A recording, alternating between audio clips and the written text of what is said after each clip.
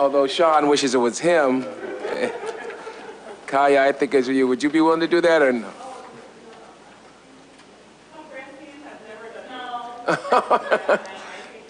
She is very youthful looking. So, Francine, come on, why don't you do it? She nominated you, so.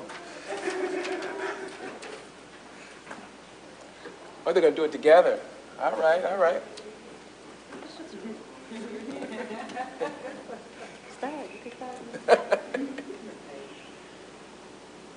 Why am I drawing a blank? Somebody start with. Get me started here. Get me started. Congratulations to the flag Of the United States of America and to the republic for which it stands, one nation, under God, indivisible, with liberty and justice for all. I ain't never seen nobody get stage fright over the Pledge of Allegiance. Wow. It's probably been a while, right, Francine? That's why I always pick the youngest person, because I can barely remember it without them. So thank you very much, Francine, and we appreciate your effort here today, Kalia and Francine, and the fact that you guys are even here working it through. And I know today and this week has been, I don't get a chance to thank you publicly, and although there's not a lot of people here tonight, I know the board really appreciates the good work that both of you do. We always we always tell Marisol what great work she does, and we ask that she communicate it to you all. But since you happen to be here tonight, in front of all the cameras and all the important people in this room, we want to thank you very much for your service. Y'all just join me in a round of applause. They do good work. And as many of you know, whoop, whoop, she got a whoop, whoop. As many of you know, they have done this work without a number of colleagues that were previously there, so we're really short-staffed, and the work has actually gotten more challenging since our staff have left. So we really do appreciate your work, and I feel blessed that I have this opportunity on behalf of the board to thank you personally and directly for the work that we do as a board really appreciate it.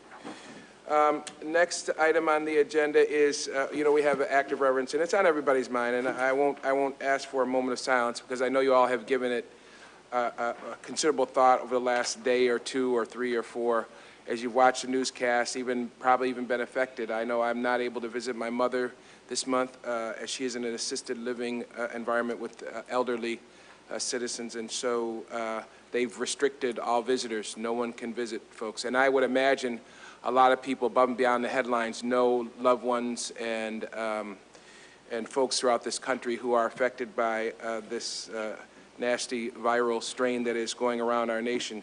And it's, even if you're not personally affected, it's hard to even not consider, particularly as a board member. And we are going to take a few moments, not necessarily in silence, but in executive session to consider how the board might proceed on this particular issue. So with that in mind, I'd ask for a motion to go into executive session. It's been moved by Commissioner LeBron, seconded by Commissioner Adams. All those in favor say aye. Aye.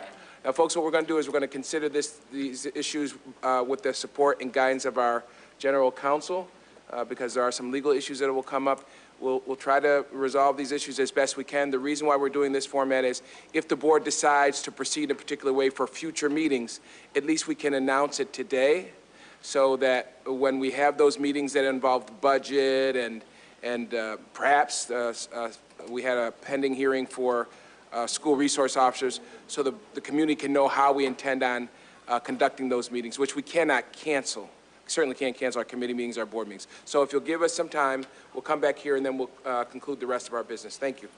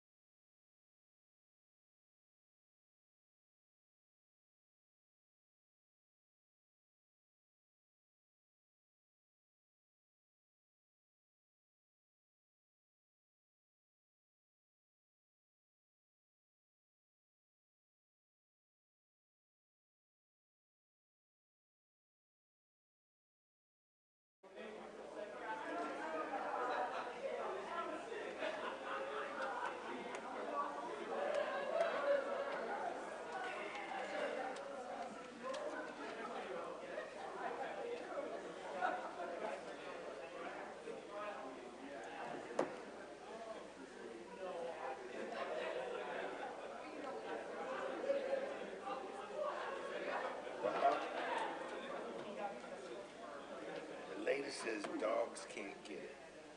Oh, really? Somebody said, you know, somebody said, he said, and this is just.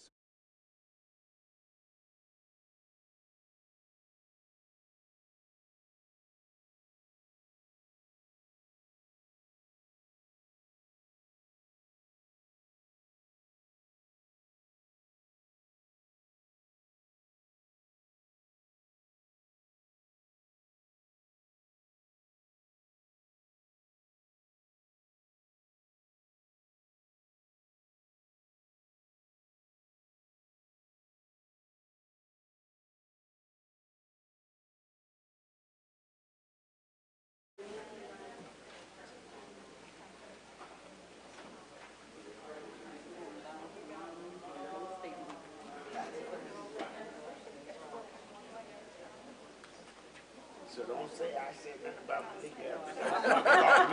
Don't Get that straight. I won't. I just, no, I'm not gonna do anything like that.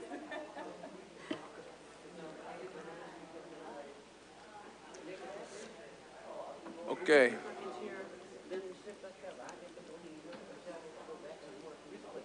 Are we missing anybody? Oh, we're missing our clerk.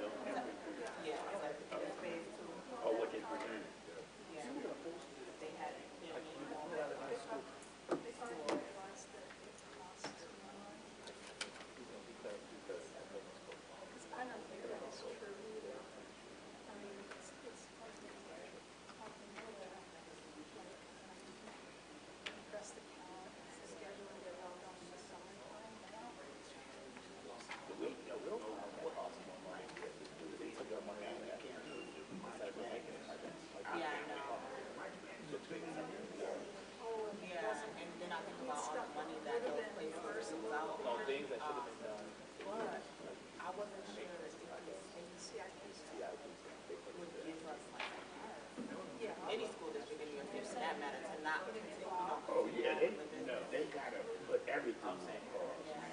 They can't promote us being in an unhealthy situation.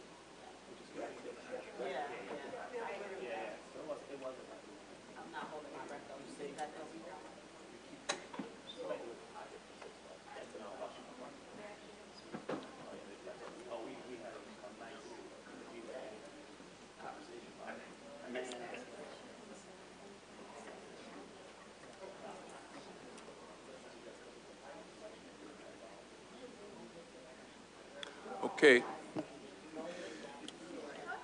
We have reconvened our meeting. Everybody's present. So we're going to continue on. Before we begin our meeting, I wanted to report back with respect to a decision the Board of Education has made.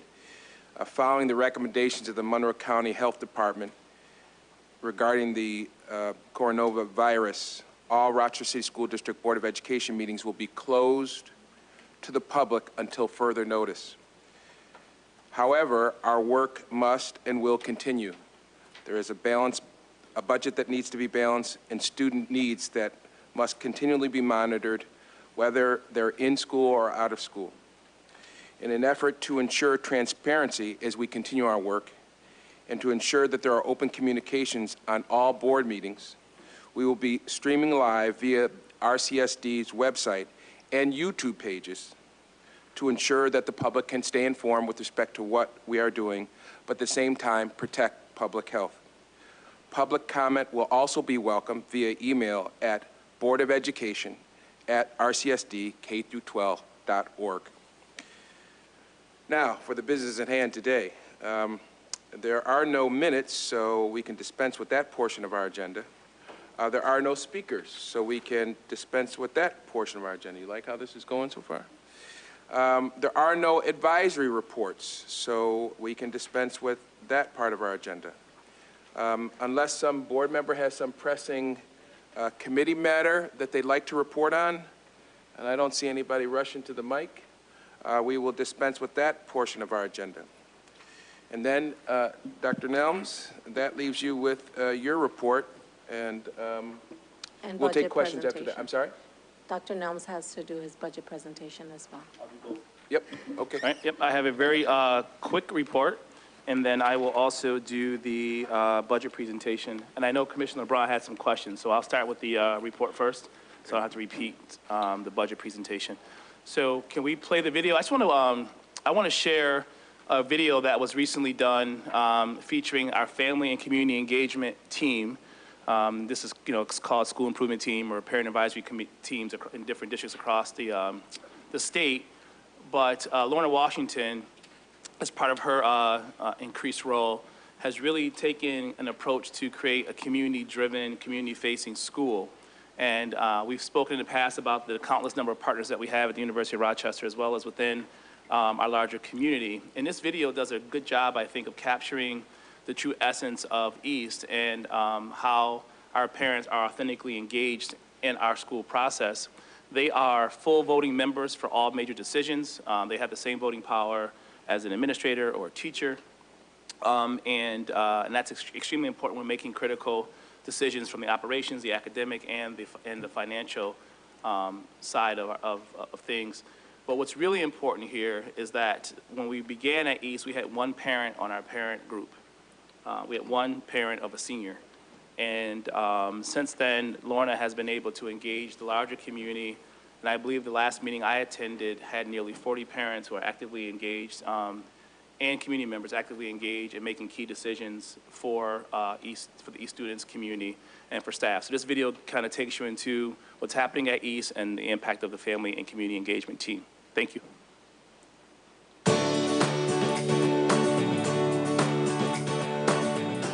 So the National Coalition of Community Schools has various community school standards, and as a building and as a group of people who are involved in the learning process, if we look at those standards and we think about how to implement them in the school building, that to me is becoming a community school. When people ask who's involved with the East EPO, it's really many, many different stakeholders.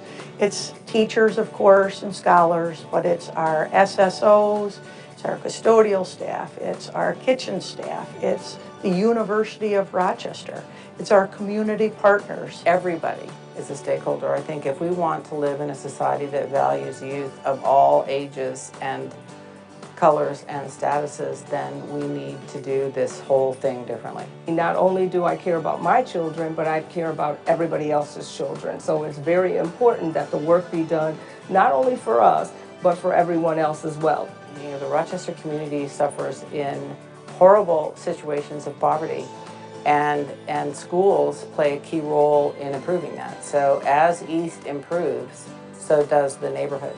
As the community coordinator, I'm partly responsible for the implementation of the community school strategy. And community schooling is basically a strategy for making sure that the holistic or whole needs of students are met. And there's basically 4 pillars for my job. The first is to make sure there are integrated supports for students. So this could be not only academic, but social, emotional, physical health, mental health, and also extracurricular activities for students. Everyone here is supportive, especially when you're new here, or especially when you're struggling. They will definitely step in and say anything you need help with, like, got you, anything at all, just let us know. And so that's something I want people to know. One-on-one conversations that aren't about classwork, like your personal life, like what's happening at home, or what'd you do last weekend. It's not just like school. There's a feeling that, at least you know that people know you and they know a little bit about you, and you don't have to feel so out of place. So it's really focusing on the whole needs of the child. And the second pillar is focusing on family and community engagement. So really engaging family members and the community into the school life. So the community schools model does offer insight into parent engagement. Some of the conferences that we've attended, there's been specific workshops that are geared towards parent engagement. They don't want your child here at East. They truly want the parent here at East too. And they welcome the parents. And they value your opinion. They value what you have to say. And they're listening. I'm the homeschool assistant. My job is to work and represent parents, providing support. make sure that they get engaged in the school. My goal is to get as many parents come into the building as possible. I also want them to be part of the decision-making process, to participate in committees. We've seen more parents come to our FACE meetings, largely because we also coordinate with agencies, and one of our local agencies brings parents. So going and getting them and bringing them also works, right? And having interpreters there for them to be able to understand what we're saying. And that's the whole part of family and community engagement. That's the whole part of knowing and understanding that this is my school. And the third piece is expanded learning opportunities. So not only do schools kind of operate from the 9 to 5, so to speak, but also having opportunities outside of the school day and outside of the classroom. It's community partners that are outside of East that work with our vision care program and our teaching and learning program and our culinary institute. So people sometimes think of East as a narrow group of people, but this EPO is really comprised of many different people. I look forward to the workshops that they do.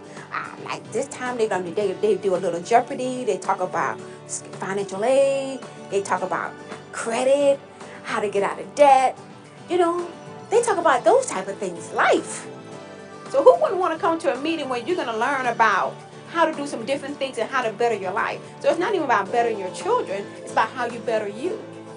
And the last piece is collaborative leadership and practice. And that's really redefining what it means to have leadership and decision-making in a school that is inclusive of community voice and parent voice.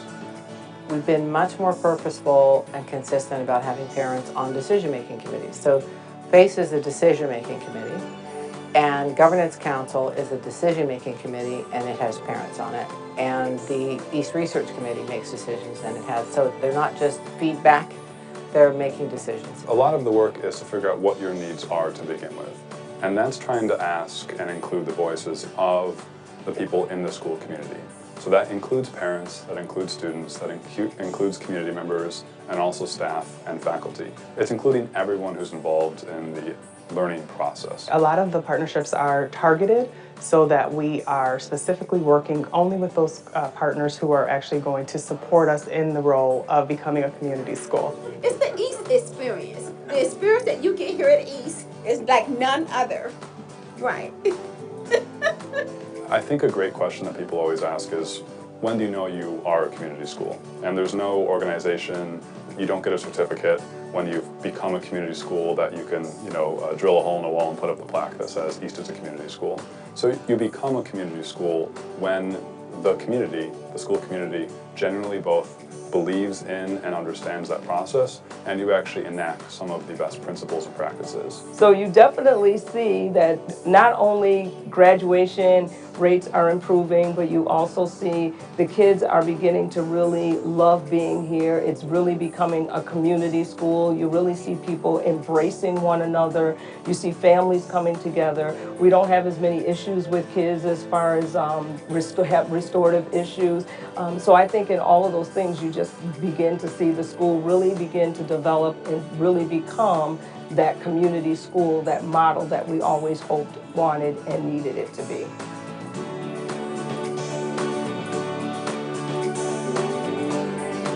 Thank you. And for those who, I want to thank the board members who came out to the basketball game yesterday. Was it last night?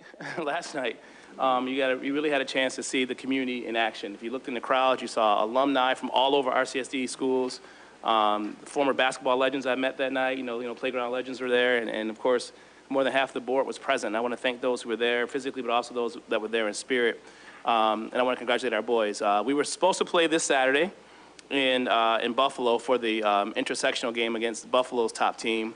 But because of the health concerns and risk, they have canceled, at this point, postponed indefinitely the boys' basketball teams and games. So I feel for them and the cheerleaders who were there cheering them on, but they had a heck of a season, and we hope that they can continue to finish this path this year. But if not, we have next year to look forward to. As I reminded them, there are very few student athletes who actually end the season with a win. So so far they've won with a win, and that's something to be very, very proud of. I also want to thank the Delahantes, the teachers who lead our TLI program, and the students who planned for about 4 or 5 months now for the Rock the Change Summit, which is a summit on race and diversity with the Hilton Central School District. Unfortunately, that event was also postponed until a later date, and we hope to reschedule that for some time in May. But that took lots of hours after school and lots of planning, and I hope that we can reschedule that for those students, particularly those seniors who helped plan it, and it will be a great send-off for them in their senior year. But as things are changing in the community with health concerns, I just tell the students to stay tuned and to focus on their health and safety first, and we'll take care of the rest as we get more information from Monroe County and our national CDC. So thank you so much for that report, and then I will move into our budget if there aren't any questions.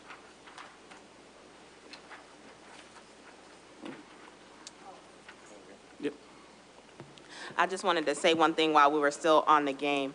I don't get in the habit of, shouting out people for doing their job, but I do want to emphasize that Carlos Cotto and James Shepard and their team did an excellent job with a huge crowd in a small place that was very emotional and in a good way, right? So our kids really got to play in an atmosphere where everybody was cheering, and it was very exciting. And I was trying not to be a commissioner in that moment. Sean kept telling me stop being a commissioner, because I was like, Coda, there's too many people in here. Like, we gotta get some stuff going. But I just really wanted to shout out the team, because it's not easy to do that when you're in a confined space with so many people and the emotions are running so high.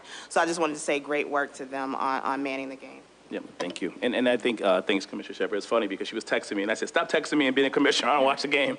But no, she's been at many, many games supporting the kids and youth sports in the community. So thank you for your focus on that as part of your platform. Yep. And just really quickly, kudos as well.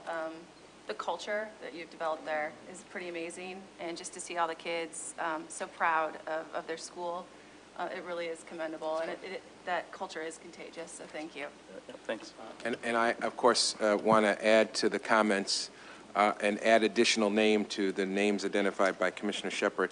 Mike Schmidt was there as well, and as Commissioner Shepard said, much is often said about our sporting events, and terrible narratives, unfortunately, have been referenced in this community when one event out of thousands or hundreds, just one has some trouble. And yesterday's event was an example of the norm. But it didn't just happen. Anybody there would know. It took coordination. It took a multiple set of eyes, and everybody was extremely respectful. Maybe there was law enforcement there, but I didn't see any there. And I also think that the SSOs, is that what we call them? SROs. No, not school resources. SSOs. Yep. You could tell they knew the kids. It was just, as Commissioner Shepard said, the game was fantastic. That's why my voice is struggling a bit. But what was equally impressive was the way the adults, I'm talking about the adults in the crowd and the responsible adults in uniform, really presented themselves in a very supportive way and made the children, I'm speaking about the SSOs, because I was really just watching how they responded to people in the crowd. They were gracious, they were smiling, they attempted to talk to you. So well done, Mike and James Shepard and other folks whom perhaps I'm forgetting. Mike and Terry, if you're around, will you share our thanks? Jacob Scott. That's right, Jacob, principal of, he just was up against the padded wall, just sort of looking, but it really was watching the kids win was one thing, but also watching our staff treat people with dignity and respect was really powerful. So, and I go to games too, but this one was unusual because it was wall-to-wall people. It was an amazing crowd. So, anyway. Yeah. All right, I'm going to move into the budget presentation. If there are no other comments or questions. All right, I'm going to get my handy-dandy clicker. From folks. Oh, you asking for comments now on the budget? No, he's waiting No, for I haven't given a budget yet. Beatrice, you got it? Oh, you had your... She ready to go. I haven't said the presentation yet. She's going to ask questions. Now, something told me that you would have questions tonight, Beatrice. I just, clairvoyant. I read this presentation carefully. Page numbers, all right, everything. All right. Yes, it is. Yes, it is. Yes, they are. Yes, there are. Oh, my God. See, this should be Beatrice proof. We're going to see. I can't be Beatrice. Snuck in there, but I... No, that's right. No, they in there. All right, 1 second. That's okay. No, I know you're short-handed, so take your time. That's fine. Un momento. Un momento. Yeah. That's a good thing, right?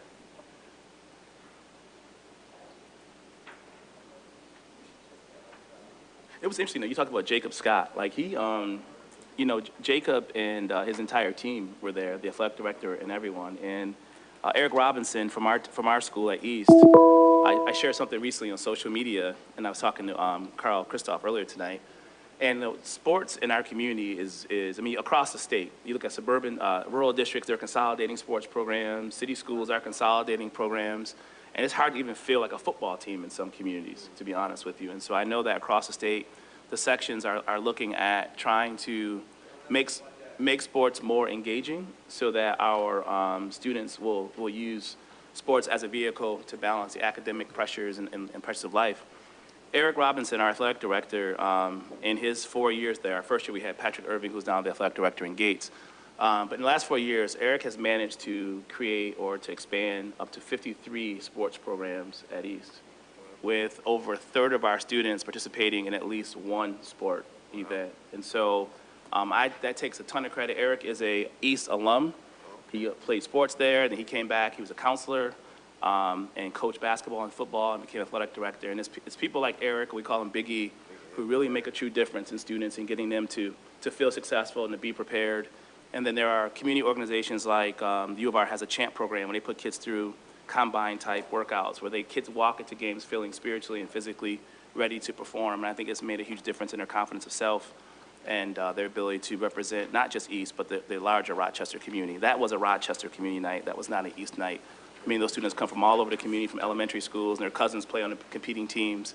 And we had families from all over the place. And I just think that the families who came out and supported their children, their cousins, and family members and friends were exceptional, and they continue to be huge supporters of all our sports programs. I know Carlos Cole is looking to build bigger and better programs starting in elementary schools, and I'm looking forward to that. So tonight I'm going to transition into our budget presentation, and this presentation is an overview of where we're headed in the 2021 school year. It's important to note that any budget that's presented in February or March is a moving target, and and I say that because you don't know how many students have passed courses at the end of the school year, so if you need to add an extra section of U.S. history or take one back because you had a high success rate, those type of things move. What the board is responsible for approving is to ensure that we don't go over the budgeted number that is approved. And so I will walk you through some historical context about East for some of the new board members and for some folks in the community, and also talk about where we're headed next so that there's a clear understanding of what's happening at East and what has happened in the past.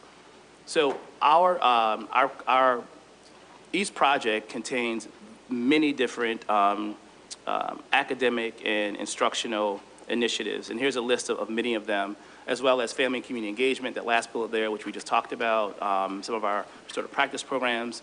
And every time that we reduce our budget or alter our budget, we ensure that we start with program first. So there are two forms of budgeting. One is you let the finance department dictate what happens in the classroom, or you let the classroom or program dictate how finance should spend the money. And you see two distinct, one's not right, one's not wrong, but I've always found success identifying the programs first that matter most. So when you're making tough decisions, you're able to make critical decisions and thoughts around what needs to be adjusted, cut, enhanced sometimes, or reduced. So none of these programs will have significant impact based on these budget numbers that we have so far. And I think I owe that to the community to make that known. We will continue to offer all that we offer at East. Some things may be less emphasized from year to year, and that's a natural progression, while other things will become more of a priority. And we'll make those decisions based on where our students are and our teacher readiness. And we continue to do that. We've done that for 4 years. I want to also, it's also important that as we look at programs and services that we continue to coordinate and collaborate with the district. In this case, we have worked with the Office of Special Education or Inclusive Education, and the intent is to bring over a minimum of 4 classrooms to East, starting in lower school. We have a similar program in our 1214 program already at East. And because of construction, a third of our building is offline, and so it's a matter of space. It's not a matter of priority, it's a matter of space, and when you have students in special classrooms, you want to make sure the space is adequate for them and they have the right resources. And so we anticipate having 2 classes in 2021, and then an additional 2 classes in 21-22 for a total of 4. What's unique about this program is that we already have one at East, as I stated, and we've already created curriculum that are aligned with the needs of these students. And so we're continuing to look at our special education number in population as well as our ELL numbers. I know the EL numbers have been discussed at the board level. And looking closely at even at our EL numbers, our numbers have been consistent over the last 5 years. What has changed is that many of our students are testing out because of the academic program.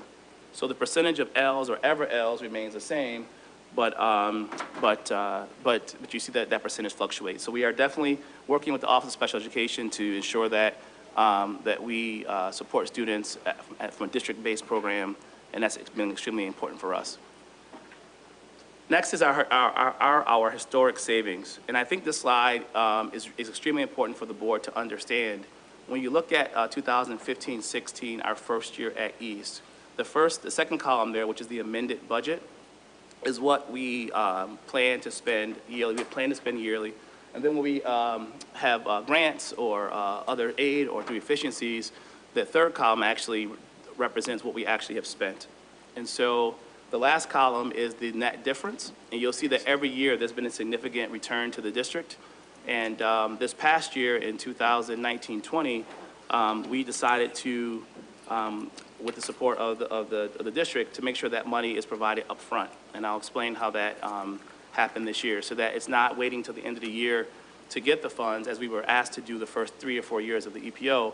We decided we wanted to make sure that the district had full access to that, and we'll continue that practice moving forward. But you'll see that that last column is an indication of the funds that go back to the district to support other schools and other programs and initiatives, and that's something that we've done consistently and we continue to do.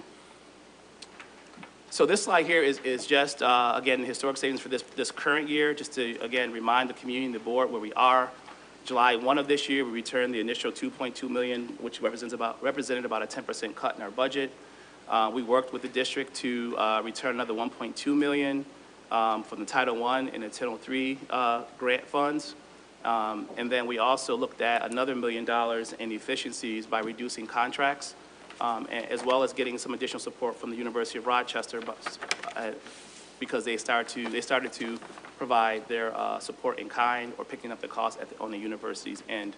And so this school year, we can account for a return of $4.6 million to the district. And we anticipate, hopefully, at the end of the year, because we had a budget freeze back in January, perhaps an additional $1 million in revenue for the district. So we're hoping at the end of this year, a total of 5.8-ish will be returned to the district. Again, that 1.2 is our target number.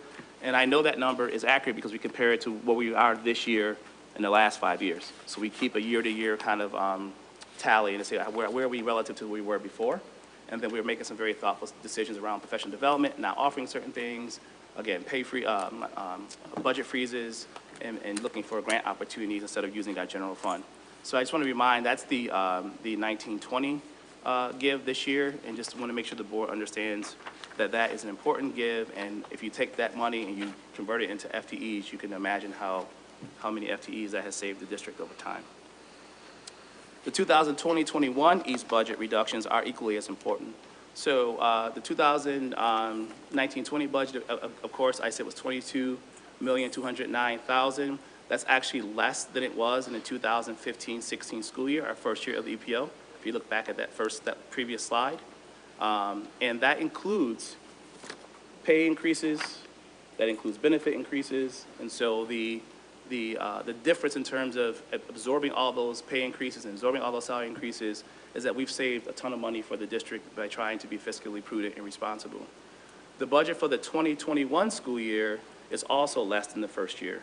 And so, and I'm proud to say that we have been extremely frugal in our spending and making sure that we return as much money to the district as possible. That's done by having reductions in salary and benefits and cost. That's done, with those increases in salary benefits and cost of living increases.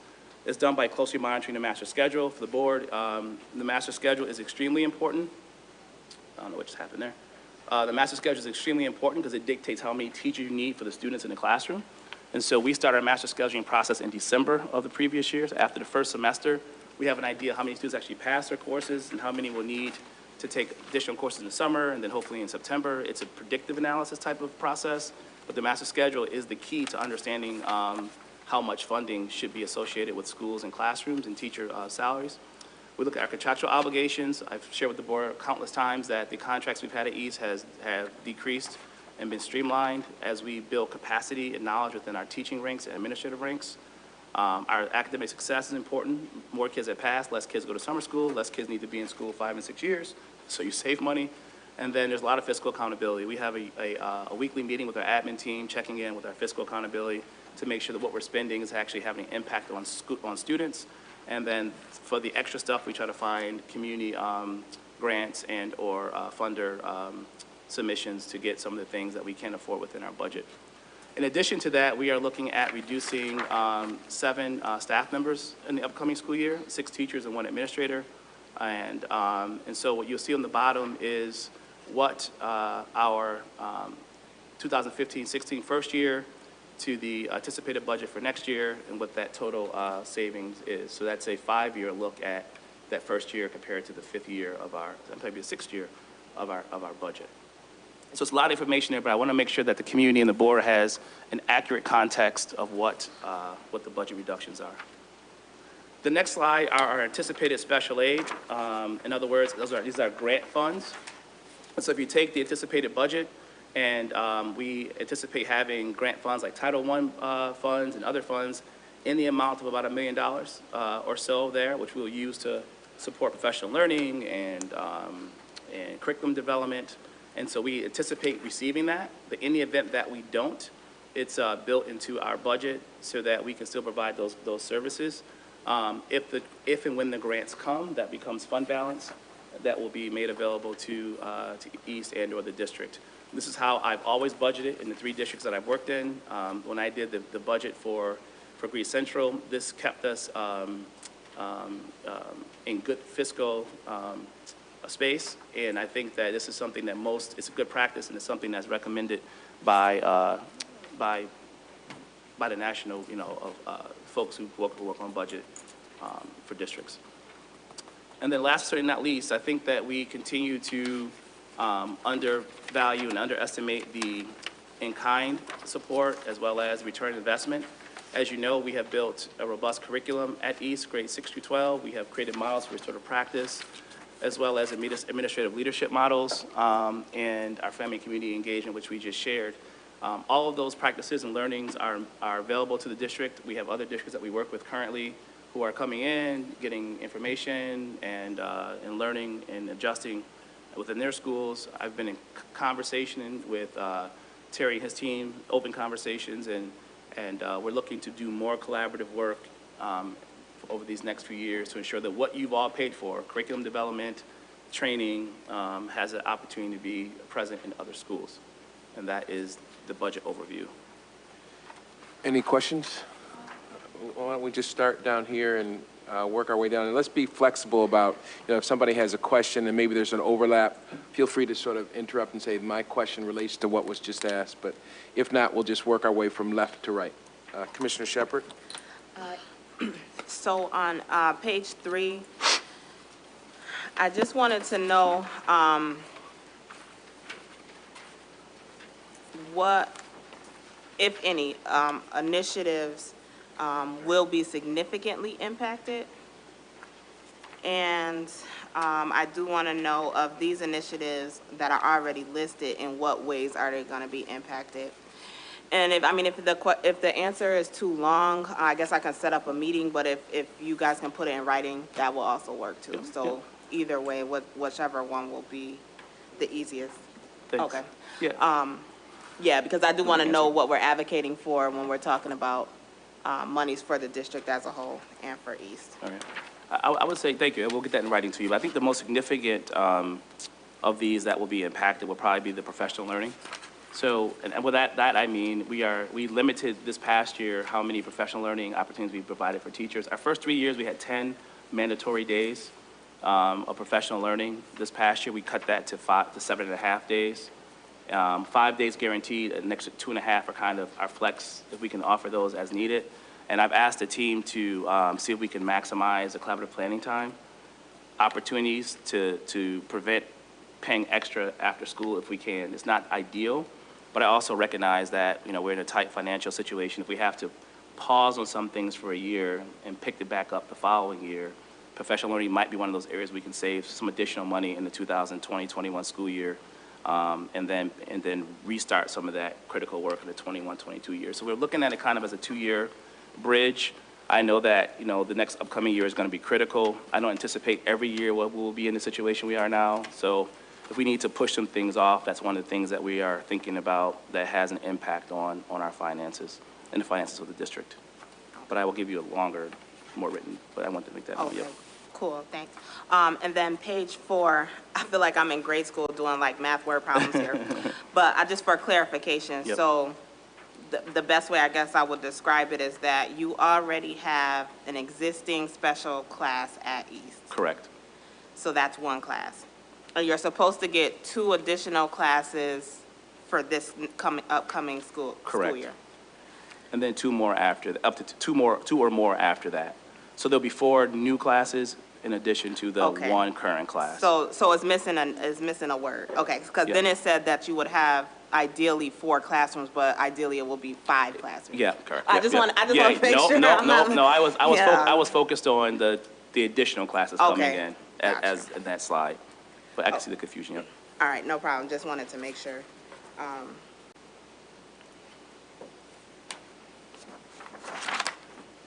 And then page 7. And I would say too, Commissioner Shepherd, that's minimum of 5 total classes. Because at this point, again, 1/3 of the building is offline. So once that opens up, we get another 21 classrooms. So we'll be able to, there'll be less sharing of classrooms and things like that. But we can continue to expand as needed, and that'll be a coordinated effort with the Office of Special Education and other. And we also, at the same time, remember, we're going to be expanding the number of students who attend East. So those rooms will be filled by those kids every year. Okay. Yep. All right, and then page 7, I just wanted clarification on what you were actually saying in the second bullet with the budget being less than, the 2021 budget being less than the 15-16 budget year. And then the first sentence says, these reductions include salary, benefit, and cost of living increases. Yep. So you were saying that even with the reduction, you still were able to provide those increases in all those areas? Yep. Okay. Yep. And then my last question is, for the 3rd line under that same bullet, it said there will be 6 teachers to 1 administrator. I was curious as to why that was the comparison. Are you looking at administrators to students too, or is that not what? No, I'm sorry. The colon wasn't meant to be a ratio. It was just saying there were 6 teachers and 7 administrators. It probably should have been a comma. Okay, all right, cool. You all smart. Because we talking about these graduation rate stuff, and it's taking me back to all the stuff that the state made me do. See, all that Regis math, right? No. All right, I'm good. I was just sharing that we continue to look at the reductions. We did 30 this year. Basically, that's why we got the 2.2 million, and then we are looking at additional. So every year we've cut staff members either through attrition, mostly through attrition. We haven't laid off any teachers. We've always just kind of, as people retire, if we cannot replace them, we don't. And we can continue to look at doing that as we go. The problem I have is if I cut too deep and we start to expand out and we get another 300 kids at East over the next 4 years, then I don't want to come back to the board 4 years from now and say, I need 3 more teachers, and you'd be like, no, you're getting more money. I'm being it's like a 3-year budgeting plan so that we could stay below cost, but also not not causing additional strain on the district. Yep. Commissioner LeBron? I'm going to start right at page 5. So up here it says amended budget per RCSD budget book, but we end up having the amended and then the finalized and actual budget. So are these numbers from the actual finalized budget? These are from the, it's the amended, these are not, well, they're not the final numbers. Carleen?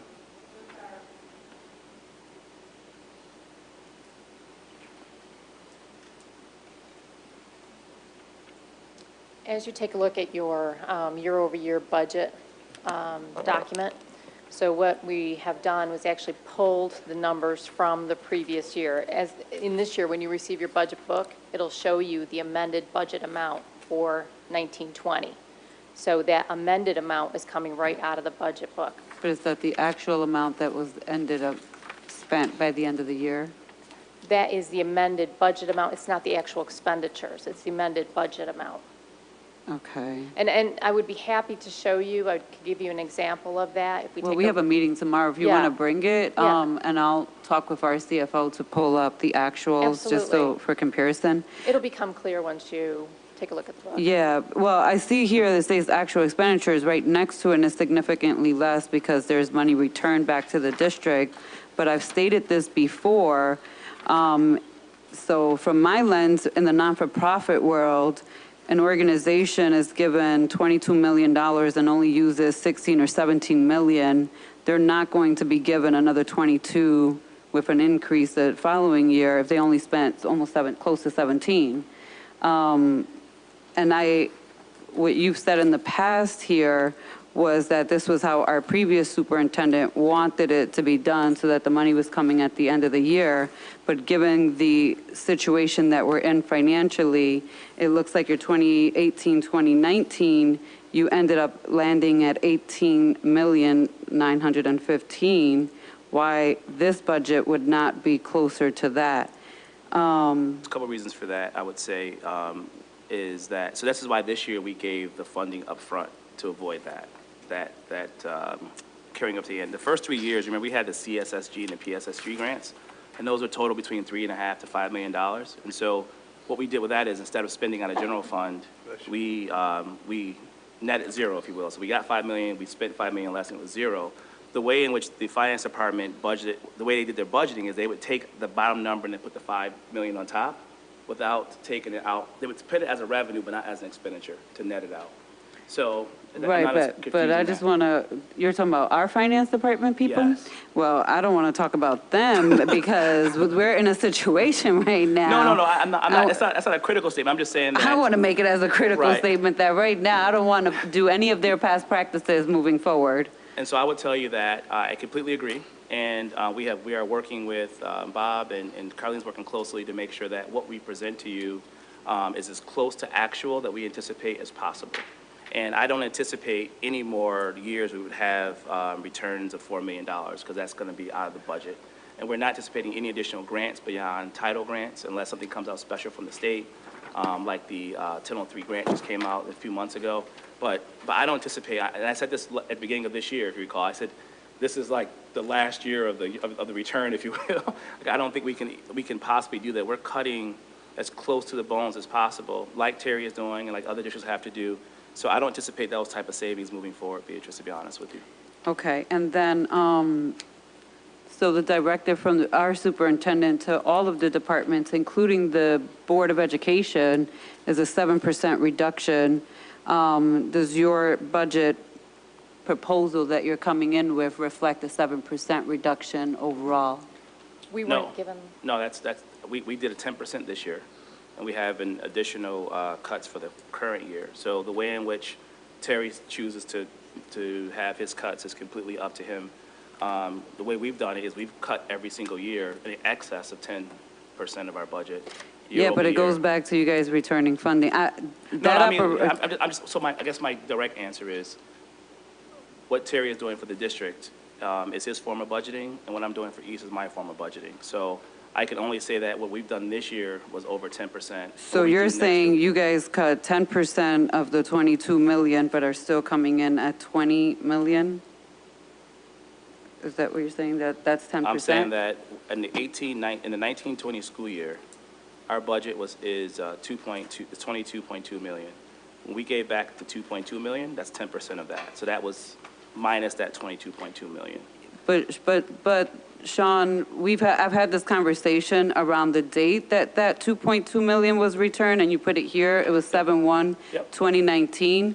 We didn't find out about the financial crisis officially from the external auditor closer to August and September. So it wasn't money that you returned because of our financial crisis. No, it wasn't. That was just money at the end of the year that you were returning. No, that's not true. So I don't want to correlate those two together. Your statement is incorrect. It wasn't returned because it was at the end of the year. It's the beginning of the year. So that 2.2 million was out of But this. it's the beginning of the year, Sean, before we officially knew about the fiscal crisis that we were in. Right. What I'm saying to you is that our 2.2 million was out of this fiscal year. And so we were fiscally prudent and proactive in our budgeting. In the beginning of the year, right? In the beginning of the budget entering the year. fiscal year. And then But we it didn't have anything to do with the financial crisis. So let me continue. So if you look at the next few lines, the 1.2, the 1, the 263,000, and the 30,000. So make that 300,000 last two lines. That's $2.5 million. That's additional 10% of the budget. So if you look at the total give, it far exceeds 10%. It would be 4.6 divided by the 22 million, which is whatever that number is.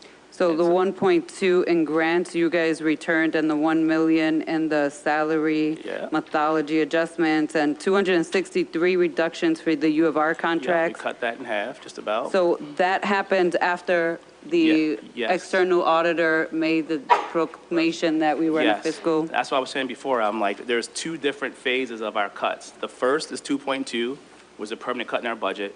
And then after we saw what was happening with the district, we cut an additional 2.4, and we anticipate another 1.2 hopefully after that total number. So if you really look at the total amount that's been cut this year, it will be about $6 million or 5.8, and that would be the, Wait, how'd you get to the 6 million? see, the 4.6 million. I got the in total. 4.6. The 1.2, that's 5.8, that's about 6 million. So $5.8 million would be the total return for this year, 5.2. 2.2 of that was returned July 1. So that means we have about $3 million returned since the financial crisis. Okay. And so I would say if it's 5, say it's, if I could use 6, I hope I could use 6 as easy math. So 6 million of a $22 million budget is, what, about 28, 29%? Roughly? I personally will not count the 2.2 million. Given back on July 1st, it was before we were officially right, declared so- having a fiscal crisis. So do it this way then, Beatrice, if it helps. If it was $22 million and we take the 2.2 off, we make that $20 million. And then we were to take, so that's $20 million. Well, Sean, I will count from the one. Let me finish. Go ahead. After the budget, we returned another $3 million, all right? So the 3 million of the 20 million is 17, so that's another 17%. So we far exceeded the 7%, we far exceeded twice, and we have done our due diligence in returning funds. I'm going to count the 1.2 to the 30. I'll count that. All right, thank you. Special aid fund budget, I had a question around that, but I do think that you explained that that's going to be based on whether you get these special grants that come in. And then if you don't get the grants, you've already budgeted how to figure out a way to still provide the programs, and then the 20.9. Okay. And that's a lot of that comes out of PL. I think the question that Ms. Shepherd asked around like the PL, we have to find it out of professional learning, we have to take it out of operations and supplies, we're going to have to find the funds, but those programs are essential. Yeah, hold on, Natalie has a follow-up to what I just said. It's just a quick follow-up. So then if you do get the money, then what are you going to do It with becomes what you fund budgeted? balance, and that money will come back to the district.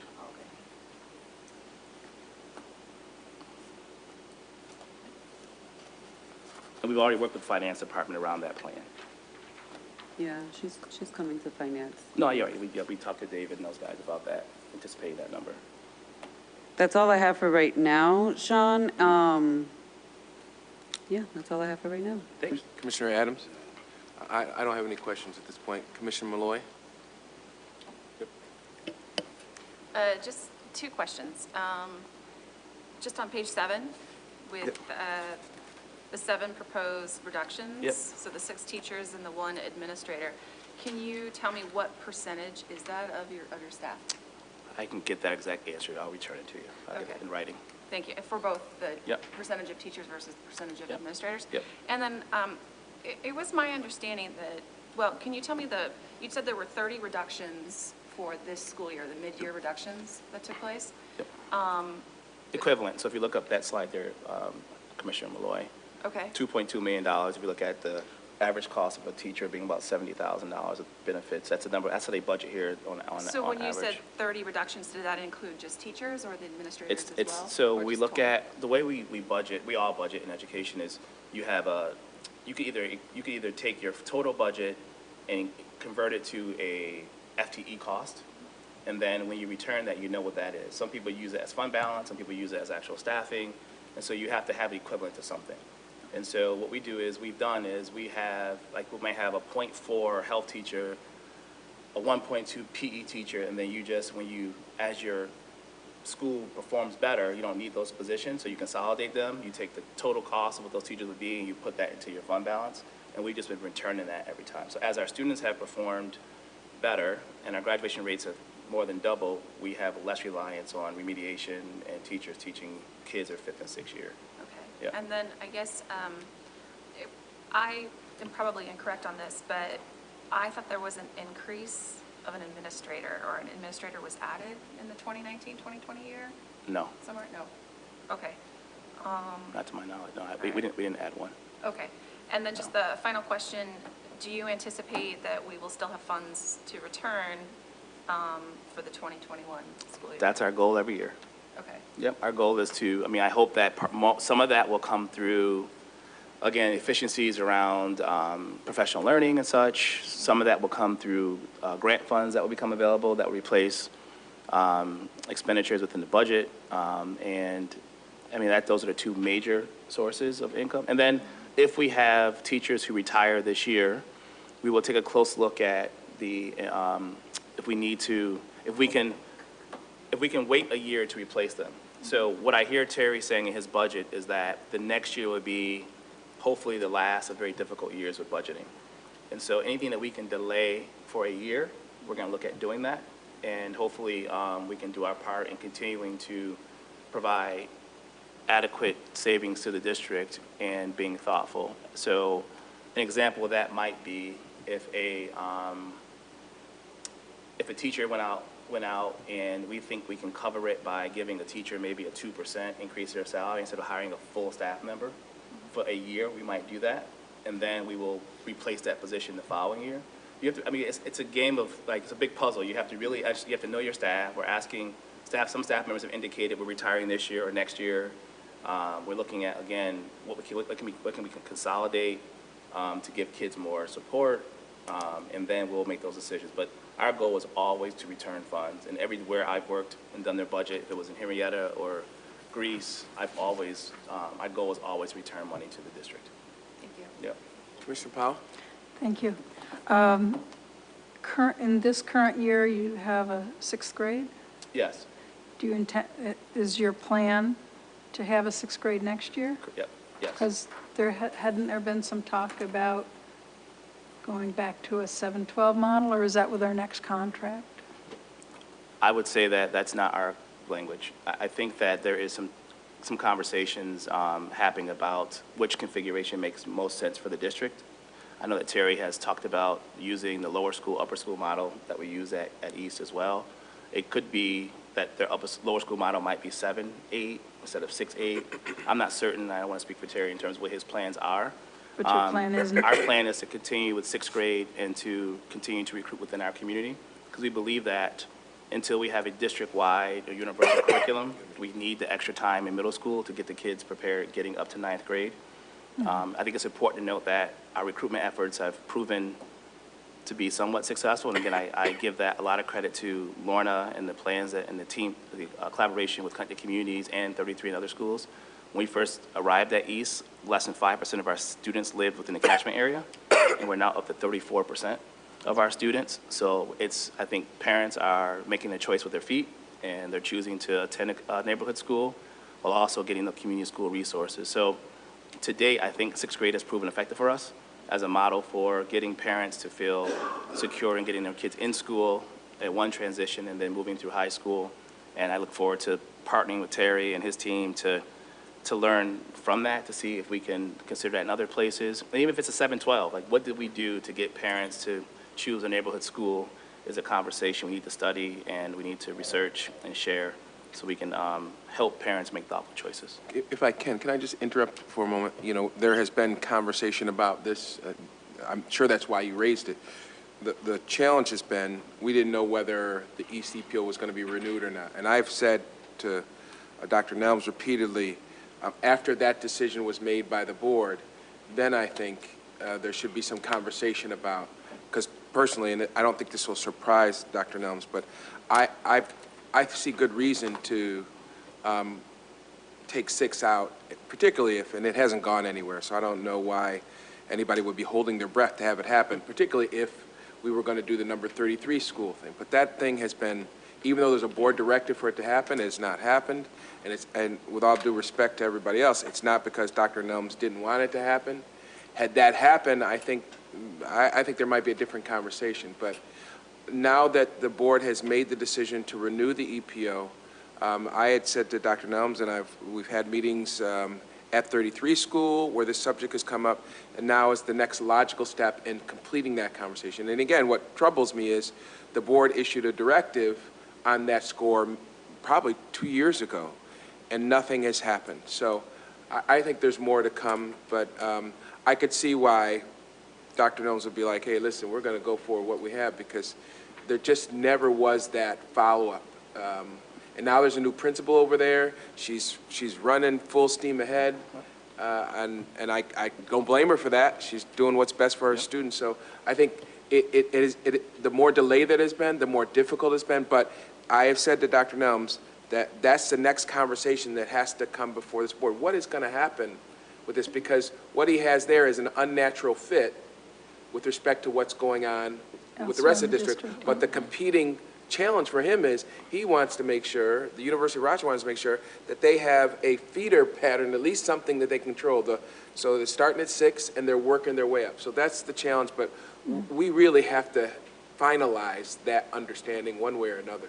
And I'll say this, and no, Terry's not in, I don't think he's out here in the audience, but I will say that I believe that once we get a handle on the financial issues in the district, and I know that he has a strong background in the instructional work, and that's the fun work of our work. Curriculum is a fun work for superintendents. That I think that there will be different types of partnerships and conversations moving forward. I just think, unfortunately, it was an unanticipated budget crisis, and I believe that as we move forward, we can be a resource for him, and he can be a resource for us. And the bottom line is, what is the best way to serve the community? We're trying to figure that out. So I think this is going to shift and shape over time, and I'm optimistic that we'll get more kids from the community attending East, and East will become a school of choice that parents want to send their kids to. So. Okay, so so the reduction of 7 teachers and administrators isn't because of 6th grade. No. Did you already answer then your ability to reduce 6 teachers and 1 administrator is because of consolidation of roles? That was the answer you gave to Consolidation of roles at the administrative level. There were some opportunities that Lorna's going to pick up next year. Carlene's going to pick up some of these additional responsibilities next year. As part of their role, we have to figure out how to help. We'll have a different conversation about those two in terms of what the expanded role means for them and their compensation. But I think that we're trying to consolidate and save as much money as possible, and where we can build. See, what happens is when you have people working in isolation, they own the work. The minute you get people to work together through a distributed leadership lens, the work becomes shared, and you're able to find efficiencies. It's very similar to what Terry said earlier when he said, if someone goes down, who else is going to do the work? So we've been cross-training in every part of the school. And as we become more efficient, what happened was Leah Fessenstein left East and went to School 45 as assistant principal. So her position and what she was doing is now being distributed amongst others. I never replaced that position this year, so I'm eliminating that position from our budget. And the work that's going to be distributed out to these folks in 2021 is most of the work that she was doing. Okay, and just a comment, looking at page 5 and then at your page 7, I do share a kind of a similar perspective with Commissioner LeBron that if we're able to give back $4 million regularly, year after year from what is budgeted, it occurs to me that there must be something fundamentally weak about the way we're budgeting, that there's that much that can be given back at the end of the process. I think the simple answer, well, the first 4 years of that was primarily due to special aid funds being associated with the budget process. So again, I know Beatrice talked about the old financial planning, but when you have special aid funds and you put it on as a revenue and not as an expenditure, it doesn't give an accurate assessment of that budget. The second thing is I would say is that because we budget on average and not actual, budgets are going to always, so some budgets are going to come in smaller and they're going to increase, some are going to come in larger and decrease. We have a relatively young staff, so our average salary cost is much lower than some other schools. And so we're hoping with the new transparency reporting and perhaps a different way of doing our finances, we'll move towards a more actual and accurate depiction of what we're spending. That's the only way I've ever done it in previous districts, is to use the actual salary. I know who you are as a teacher. I know what your actual salary is, so I should be able to calculate that and say, here's the total cost of salary for the district. And I believe that that's where we're going to be headed in the next year or so. And so I think you'll see less movement. If you did this for every school in the district, you're going to see some districts who were budgeted 18 who are now 22, some districts who were budgeted 22 who are now 18. And that's that's not a very accurate way of budgeting, and I think that's partly due to where we are currently. And I know that the team of financial folks understand that, and they're looking to change that. So I appreciate that perspective. When you are one school, you can do actuals but when you're running a district of multiple schools, you have to use average.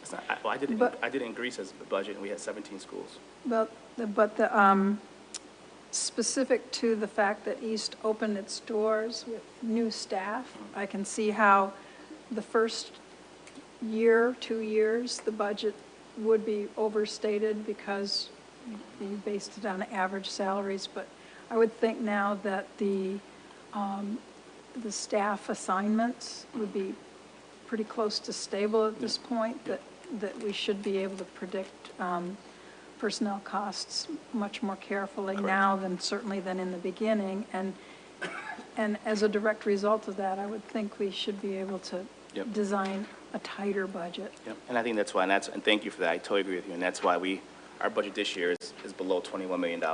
We have it down to $20 million and some change. So we're trying to get as close to the actual as possible so that we're not returning funds, that funds available to other schools in the district. Thank you for your presentation. Thank you. Vice President Elliott, did you have any questions? Yep, Commissioner LeBron? So sorry about that. I wrote this down, but I know that by this time you may have already responded to the state's request and with the data, and I would like a copy of that data be sent to the full board. I know I would like to request it for myself, but it should go to the full board. If we can get a copy of your response. Thank you. I think just for the board, what the commissioner is referring to is last Tuesday, last week, I feel like it was like last week, Terry and I traveled to Albany to meet with Commissioner Tahoe about the finances of the district and some other things. And so we both shared reports to the commissioner relative to the finances, and we can easily share those things with you. Yeah.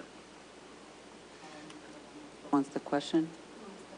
Oh, thank you, yes. Any other questions? I did happen to notice that there was a letter from Harry Bronson supporting the EPO. Do you have a sense as to when, because I haven't had anybody attempt to contact the interim commissioner, do you have a sense as to when they will review our agreement, which hasn't been signed just yet, but? I thought it was signed, but okay. No, I don't think so. Not on the U of R's end yet. It's signed. There's signature pages that have been executed, but there's a question concerning the scope agreement that's still outstanding. Once that's closed, we'll be done. And I see Steve responded to it. All right, gotcha. All right, cool. All right, thanks. So I know that our intent, we had a number, based on that meeting with the commissioner, she asked for a couple of additional information from the district. I think we're going to work with the either comptroller or an auditor or a third party to look at per pupil costs was one thing. I know Terry's working on that. My homework was to discuss some of the community schools model and what are some of the value add to the students in the community, and what has U of R done in terms of creating dental suite and the vision care. She wanted some things like that in a report, and then the overall plan of work we hope to submit to her next week. We wanted to wait until the meeting with her on Tuesday before submitting anything. I know that Carl and his team and the university's team really worked diligently to get the contract done and signed, and so the signature pages were done on Monday. So I think within 2 weeks we'll submit, and then Commissioner Tahoe will take a recommendation as a yay or nay to the Board of Regents shortly after. Okay, thanks for that update. All right, well, we're done with your report and your budget presentation. Thank you very much, Dr. Nelms. Thank you. Next item on the agenda is consideration of resolutions. I need a motion to advance for conversation Resolution 745. These are East EPO resignations. Motion? Been moved by Commissioner Malloy, seconded by Commissioner Powell. Any questions or comments regarding Resolution 745?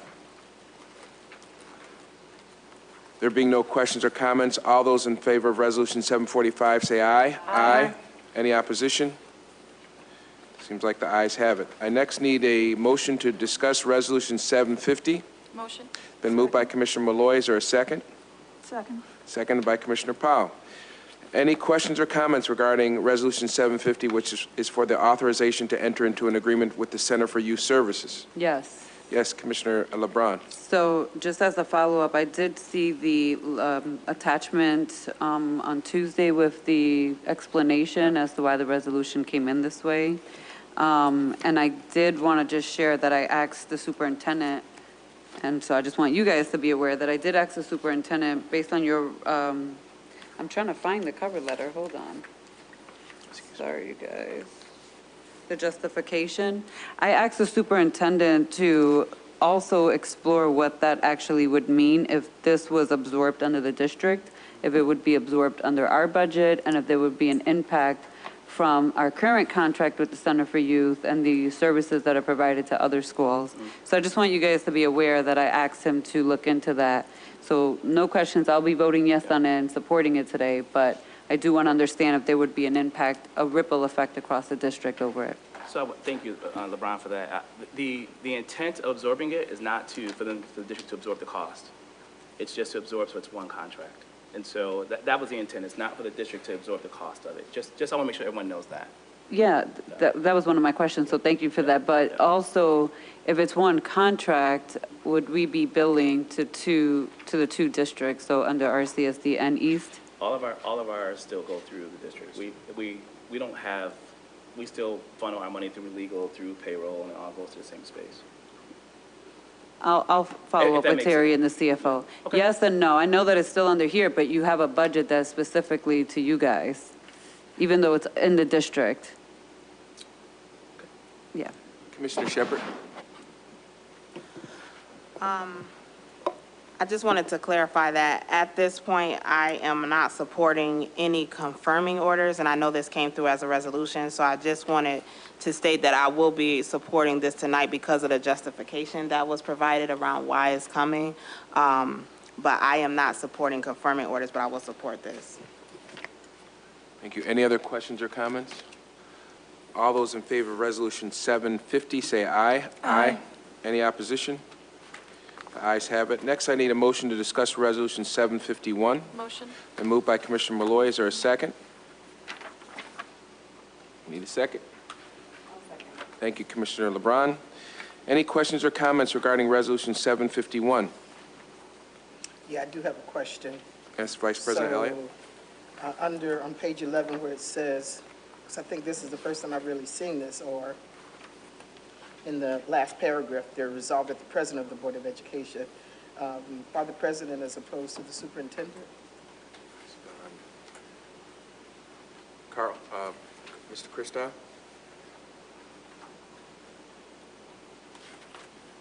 For as long as I've been familiar with the bond documents behind an issuance such as this, the board president is the correct signatory because under the local finance law, he is the chief financial officer for the district. Oh, okay. I don't think I've ever just seen the language before, so I Yes, think ma'am. it's always been the superintendent. No, not in the previous one. I've handled one other one since I've been here, and the board president was the executing party on that one for the reason that I expressed. Okay. Any other questions or comments? Oh, yes, Commissioner Shepard. Yeah, I needed clarification on why there is a asterisk, no, I'm on page 9, on an asterisk note that says the RJSCB anticipates facility renovations will be complete and paid in full by April 2020, therefore not requiring financing through Series 2020 bonds. But then, like further in the resolution, it talks about us granting 2020 series bonds. So I'm just a little confused on a discrepancy. I don't know if Carl or anybody Yeah, back there can answer. Yeah, it's okay. Yep, you have to come to the, you have to come to the mic. That's all right.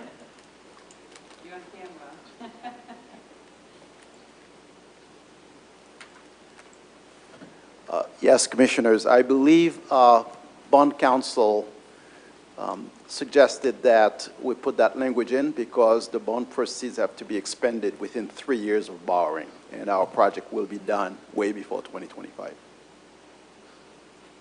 So if we borrow the money in 2020, by 2023, we have to expend all those proceeds to avoid certain tax penalties from the federal government.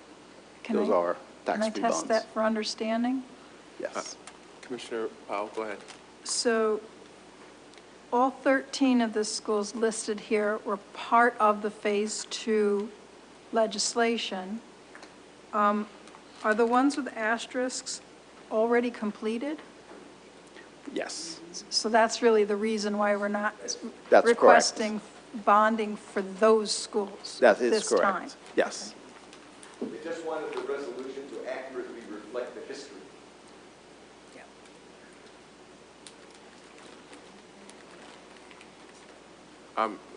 Mr. Williams, are you coming here to provide some additional insight? Wait till you get.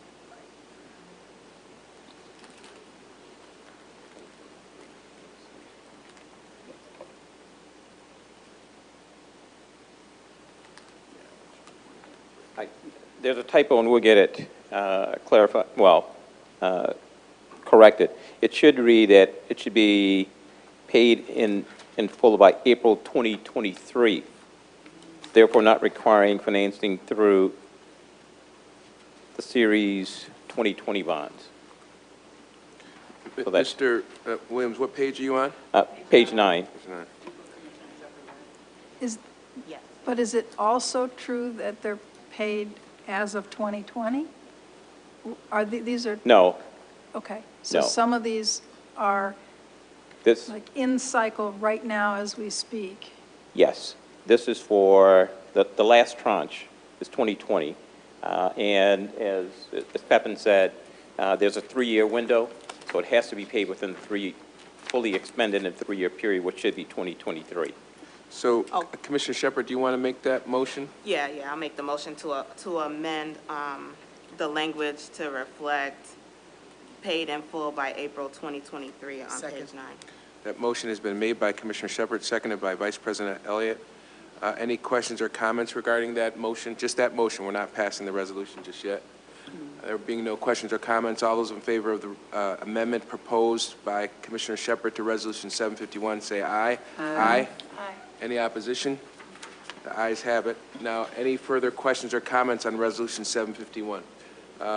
Commissioner LeBron, then we'll work our way over back to Yep. Commissioner Shepard. So I just have I had different questions about the language used in this entire resolution. And personally, I do not like resolutions that are so lengthy and jargon-filled that they're difficult to follow through. Takes me a while to get it, but I also would like my community, when they see these resolutions, to be able to pick them up and follow along and understand what we're voting on. So you just said that the schools we're voting on and the ones with the asterisk are schools that are finished or that we're working on. Because school 15 is done, number 7 is done, but so is number 2, number 10, Monroe, unless there's still work being done there. I know East still has work being done. Edison, you guys just had a ribbon cutting, but it's still not done? Correct. There's still Okay. more work to be done. And then schools without walls, there's an asterisk there, so is that done or not done? That's done. Done. Okay. And school number 2 is not done yet? It's done. But they haven't moved in They yet? haven't moved in. 2 and Yeah. 4 are in that same So why wouldn't category. that have an asterisk here, just for the move-in? How would that impact this resolution with a bond? Just curious. There are still payments left on school number 2 and school number 4. Contractors are still doing warranty work, punch list work, and items that we're not fully satisfied with, they need to come back and correct. So we've not made final payments for those.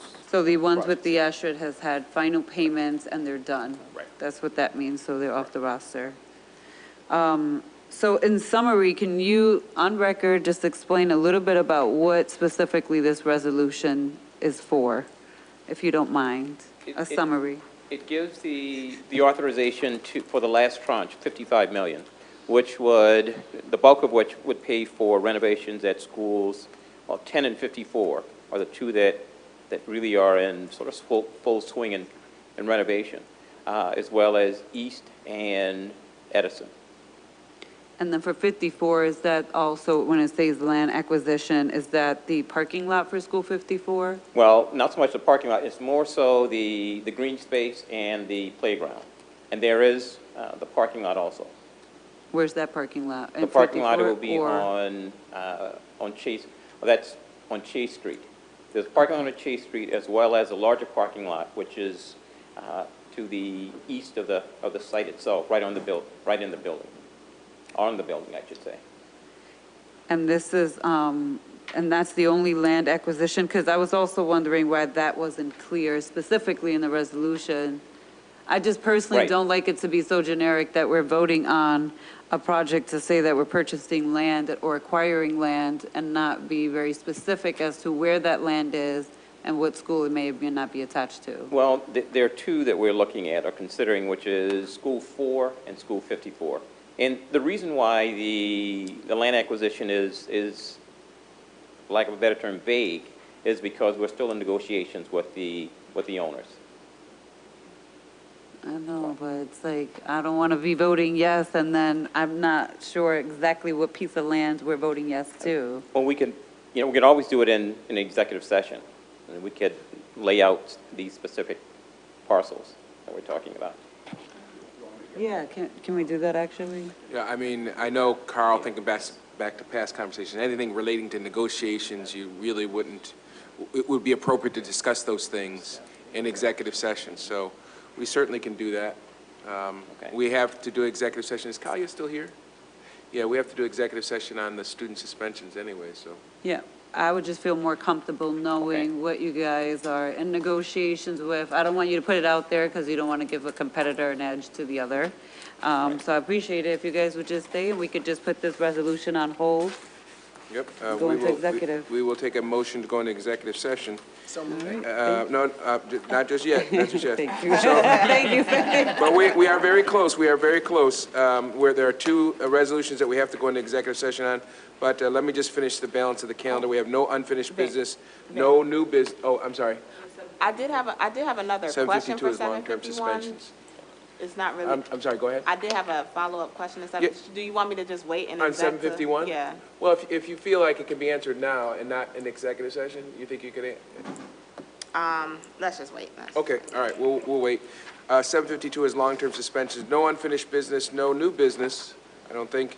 Our next meeting is March 26, 2020. Board meetings can be found on our website, and that would leave me to requesting a motion to go into executive session for the purpose of talking to our attorney on contractual matters, subject to negotiation, and also to discuss a long-term suspension related to a particular student. That's your motion, Commissioner LeBron? Yes. Seconded by Vice President Elliott. All those in favor say aye. Aye. Aye. Just so that you know, we'll be reconvening downstairs, and we'll be leaving from downstairs for anybody really interested. Otherwise, I'll say good night to you now. Good night. Oh, that's right. Good night. I'm good. How you doing? Life's good. Good for you. Balanced. All right. Finally. I think that's gonna be the new thing. I saw somebody on the internet do it with their feet.